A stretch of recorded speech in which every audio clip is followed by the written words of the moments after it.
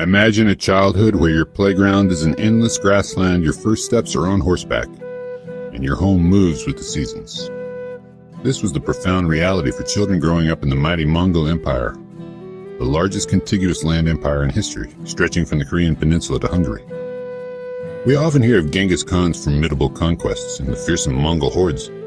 But what about the daily lives of the children who would eventually become these legendary warriors and empire builders? Their upbringing was a testament to unparalleled resilience, profound adaptability, and an unbreakable bond with nature and their animals. The Mongol nomadic lifestyle, driven by the constant needs of their herds, shaped every aspect of a child's development, instilling skills and values crucial not only for their personal survival, but for the very expansion and sustenance of the vast empire. Join us as we embark on a journey to uncover 30 fascinating, in-depth facts about what it was truly like to grow up in the Mongol Empire. This exploration will reveal a world far richer and more complex than mere military might. Delving into their homes, diet, rigorous training, intricate family dynamics, deeply held beliefs, and the stark realities of life and death on the expansive steppe. Prepare to gain a unique perspective on one of history's most formidable civilizations.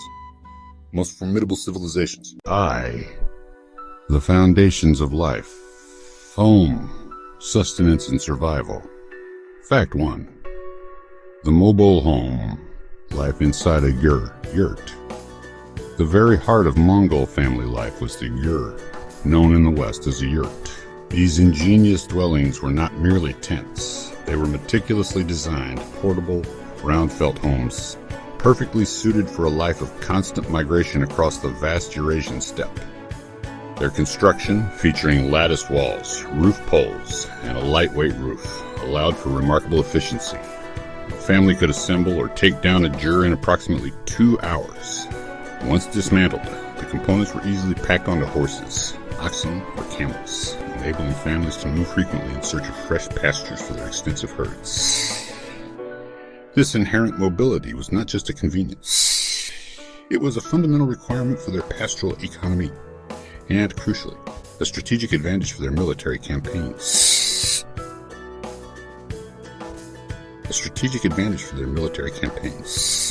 Which relied on rapid movement and living off the land. Inside, the jur was a single communal room, a space that fostered immense physical and relational closeness. It was a place where everyone from grandchildren to grandparents lives in one room alongside all their belongings. This intimate living arrangement reinforced strong family bonds and collective responsibility, which were vital for survival in a harsh and unpredictable environment. The internal layout of a jur was highly structured and symbolic, reflecting a deep-seated order within their society. The door consistently faced south, a practical orientation for warmth and sunlight. The place of honor reserved for guests and elders was on the north side. The west side was traditionally designated for men, where their tools, such as saddles and bridles, were kept. The east side was the domain of women, housing cooking utensils and shelves. Children would typically occupy space closer to the hostess and the door, learning the rhythms and rules of the household from their earliest days. A central hearth provided essential warmth, and a smoke hole, tuna, and the roof served as both a light source and a chimney, also doubling as a convenient spot for curing cheese. While specific accounts of children's roles in gur maintenance aren't documented, nomadic life inherently implies their participation. The entire family works together to make products such as felt from wool or butter from milk. Each generation learning to craft their own gur indicates children were taught essential construction skills from a young age. The gur was more than shelter. It embodied Mongol identity, adaptability, and connection to environment. Its efficiency was foundational to their mobile lifestyle and military successes. The Mongol diet was intrinsically linked to nomadic herding, dominated by dairy and meat from extensive herds. This diet provided high caloric value essential for physically demanding nomadic life in cold climates. Milk was processed into butter, cheese, yogurt, and fermented mare's milk known as kumis or arak. Meat was usually boiled for fuel efficiency. Dried meat served as an essential staple for travelers and warriors. Nothing was wasted. Bone marrow was consumed, and leftovers boiled into broth with curd or millet. Arul, dried milk curds, was a popular snack for Mongol children, considered very healthy for babies. Processing milk and meat into storable forms was critical for surviving dry months when animals produced less milk. After Genghis Khan's father died, his mother fed her children wild plants like pears, berries, and roots. Though considered second-rate foods, the secret history notes Chinggis and his brothers grew up into fine men. Traditional taboos existed, like not allowing children to eat bone marrow to prevent early sexual development. As the empire expanded, they integrated new foods like bread, noodles, and exotic spices from conquered cultures. Imperial court feasts featured refined dishes from Baghdad, Kashmir, and China alongside traditional mutton. The Mongol diet was a strategic component of military success, enabling mobility and sustaining warriors. Mongol clothing, notably the deal, was designed for harsh steppe climate and nomadic lifestyle demands. It offered crucial protection from elements while allowing maximum ease of movement, especially on horseback. Primary materials were natural, sourced from herds, wool pressed into felt, animal skins, and leather.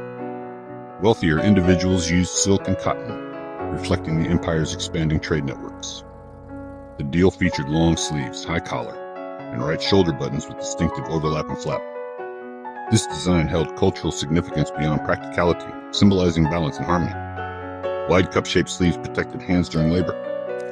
Boots had upturned toes to prevent slipping from stirrups. Children's clothing was brightly colored with playful designs reflecting their youthful energy and vitality. This showed cultural appreciation for childhood, contrasting with subdued adult male deals. Colors carried mean as subdued adult male deals. Colors carried mean as red for happiness, blue for sky, green for nature, yellow for royalty.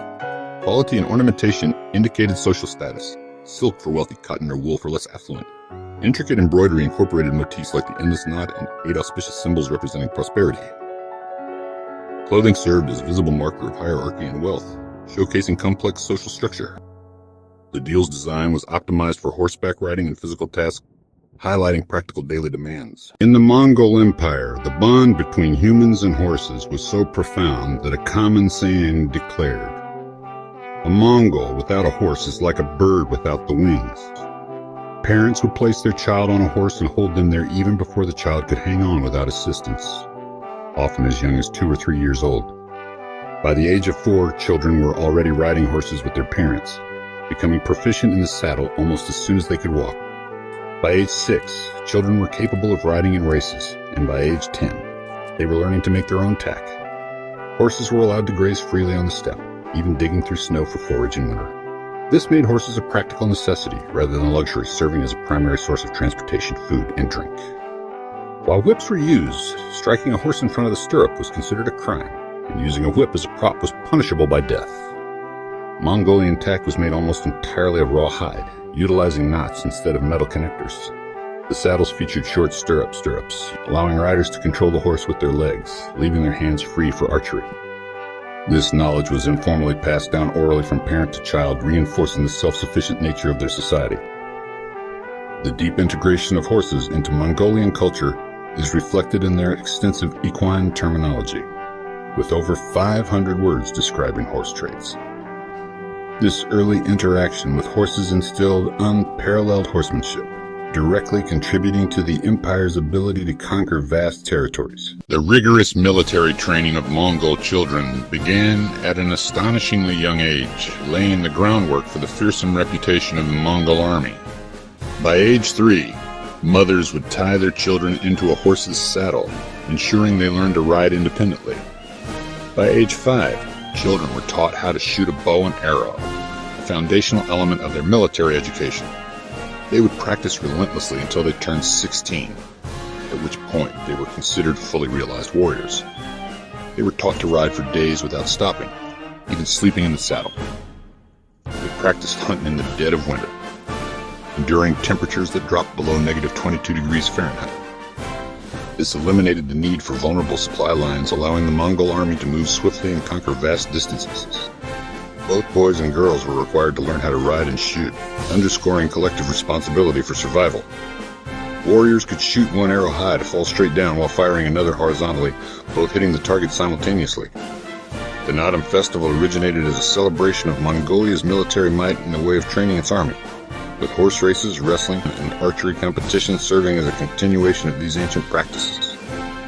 This rigorous training from early childhood was a cornerstone of Mongol military dominance, contributing to the largest land empire in history. Growing up in the Mongol Empire meant acquiring a comprehensive set of practical survival skills from a very early age. Among the most fundamental skills was learning how to collect dry animal dung for firewood. Children were also taught how to milk cattle, a daily chore that provided the essential dairy products central to the Mongol diet. Beyond sustenance, they learned how to use a bow and arrow, not just for military training, but for hunting wild game. Girls would have focused more on domestic tasks like cooking and sewing and processing dairy products, while boys would have been more involved in herding and hunting. However, the nomadic way of life also necessitated a degree of interchangeability in tasks. The traditional Mongol family was structured around a patriarchal, patrilineal and patrilocal system. Women and girls shared the daily chores and hardships of steppe life with men. Their expertise as camp masters was so vital that they formed a crucial element of the logistics for Mongol warfare. Beyond domestic and logistical management, women played an active role in family decision-making. Women could own and inherit property, and dowries brought by brides remained their property. In the Mongol Empire, family was the fundamental unit of social organization, and a strong hierarchical structure dictated how the young should live. Authority and privilege were primarily determined by age, with profound respect for the elderly being a core expectation. Chinggis Khan is often cited as saying, "Regardless of how good a son is born, he can never be wise without a father's instructions." A distinctive inheritance custom in the Mongol Empire was the practice of ultimogeniture, where the youngest son typically inherited his father's household and the primary family property. This system differed significantly from primogeniture, common in many other societies where the eldest son inherited. In the Mongol context, the youngest son also inherited his father's wives, becoming the full master over their fates, with the notable exception of his own mother. The distribution of property among sons was nuanced. While the youngest son received the father's primary household at the time of death, older sons typically received their portion at marriage. The eldest son often inherited lands furthest away from the heartland, which were generally the most insecure but also the largest in share. In contrast, younger sons received smaller amounts but closer to the family's core territory. This pragmatic solution ensured that the eldest sons, with more experience, were equipped to manage and defend the more distant territories, while the youngest remained to care for parents. The seniority of children in terms of inheritance could also depend on the rank of their mother, with the first wife's children often having precedence. This system, while seemingly unusual to outsiders, was well suited to the traditional family-oriented grazing lifestyles of the steppe. In the Mongol Empire, where settled schooling was not common, parents took on the primary responsibility of educating their children, particularly in moral and ethical conduct. A significant method for this was oral storytelling, often taking place during a designated time, typically after dinner, known as Ulgarian Sag. These didactic stories, often attributed to revered figures like Chinggis Khan, emphasized principles of peace, unity, and respect. A popular tale taught solidarity through the parable of the arrows. Mother Alangoa gave each of her 5 sons a single arrow, which they easily broke. She then presented them with a bundle of 5 arrows which none could break. Her lesson: if you get separated one by one, you will be just like a single arrow. But if you all stick together, then you will all be like these 5 arrows and no one will be able to defeat you. Other teachings, such as the golden teaching verses of Chinggis Khan, included ideas like you win one with physical strength, you win many with cerebral strength. The Book of Turquoise Key, though allegedly written in the 12th century, was widely used in educating young children and underscored the importance of peace, respect, and generosity. Parents also used proverbs to instill values of solidarity and peace, such as the best knowledge and wisdom is solidarity and peace, such as the best knowledge and wisdom is solidarity and peace. Or, a group of team-spirited magpies will be able to eat a whole big deer. Children were also taught to be respectful of their animals and to act in environmentally friendly ways, such as forbidding them from breaking trees or polluting rivers.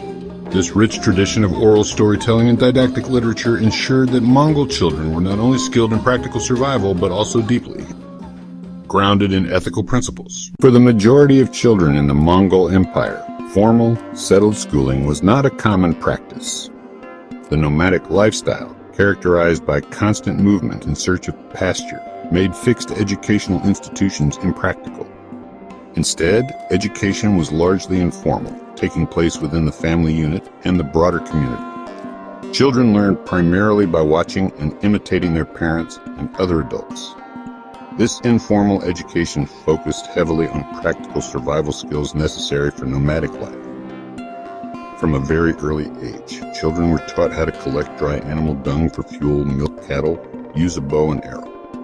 These skills were not merely chores, but critical components of their upbringing, ensuring self-sufficiency. While formal schooling was rare, a few noble families had the privilege of sending their children to prominent educators.